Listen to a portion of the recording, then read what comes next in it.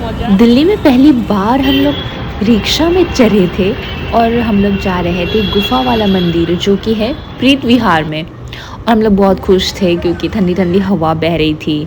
पर हमारे जगह से इतना दूर था कि जाते जाते शाम हो गया। तो आपने हमें देखा चप्पल उतार के हम लोग मंदिर की तरफ प्रवेश करते हुए।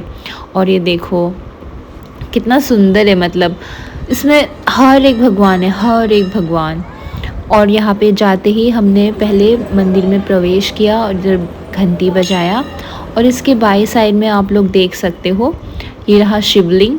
लेकिन हम लोग जल नहीं चढ़ा पाए, ये रहे नंदी जी, क्योंकि पंडित जी बोल रहे थे कि अभी शाम है तो शाम में जल नहीं चढ़ाते। तो ठीक है, हमने वो हमारे नसीब में नहीं था इसलिए।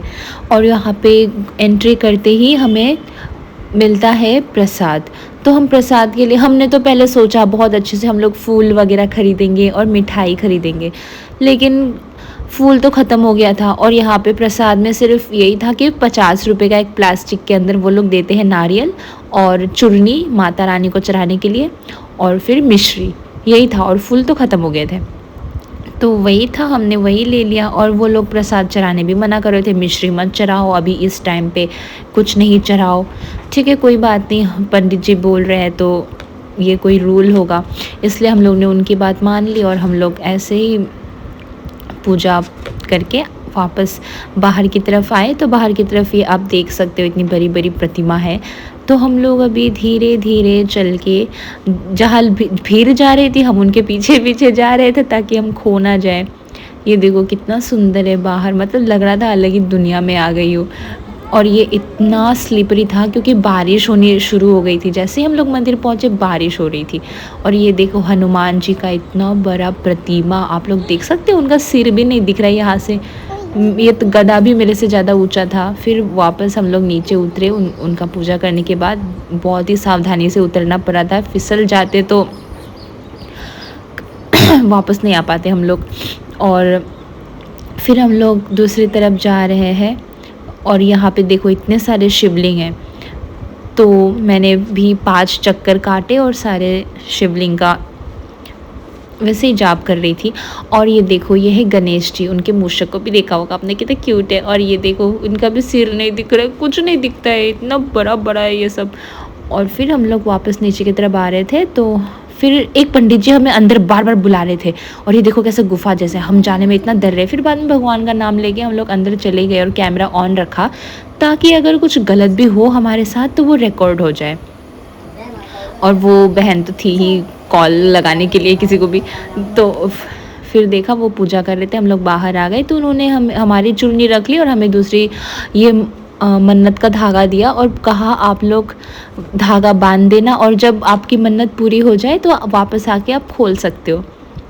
ठीक है, हमने मान लिया और हम लोग जगह ढूंढ रहे थे। फिर ये देखो गुफा, अब हम गुफा के अंदर प्रवेश करते हैं। देखो मेरा कपड़ा पूरा ही गीला था नीचे तो क्योंकि बारिश आ रही थी ना। और ये देखो जैसे हम लोग अंदर गए तो यहाँ जाके अंदर तो पानी ही पानी था, हमें पता ही नहीं था, इससे तो हमारा कपड़ा और भी भीगा।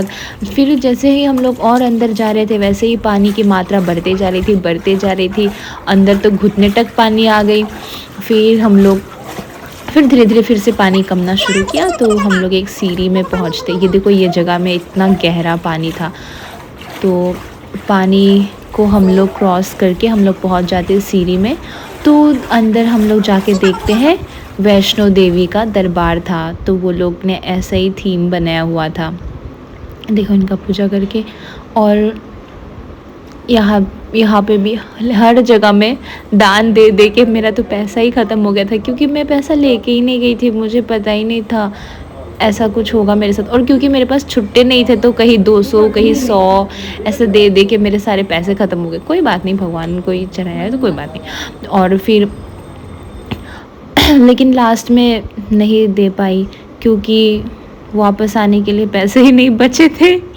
और फिर ऑनलाइन पे मैं रखती नहीं हूँ तो फिर इसलिए फिर ये था वो मंदिर शनिदेव का।